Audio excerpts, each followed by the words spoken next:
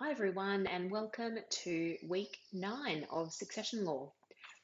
This week, we are focusing on the various types of grants of representation that a personal representative may need to obtain to carry out their duties and call in the assets of the estate. The three most common types of grant that we'll be studying in detail are a grant of probate, a grant of letters of administration with the will annexed, and finally a grant of letters of administration on intestacy. Now, the type of grant required in an estate will largely depend on whether or not the deceased person made a will and whether an executor has been appointed in that will.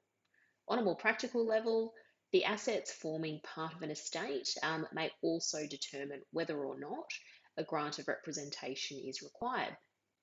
The textbook goes through some more unique and limited grants that a legal personal representative may seek, and I do encourage you to familiarise yourself with these types of grant as well. With respect to a grant of probate, a grant can be obtained in common form or in solemn form, and it's important to know when a solemn form grant may be required. We'll also have a look at what happens when a grant is revoked, for example, in circumstances where a later will may be found.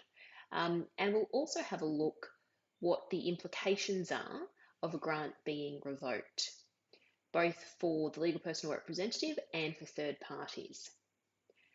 In the tutorial, we'll have a look at the practical steps to making an application and the court forms an applicant may need to use when applying for the grant.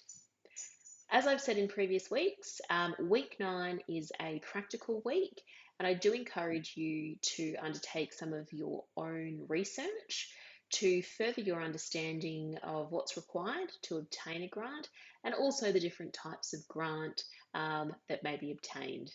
Cheers.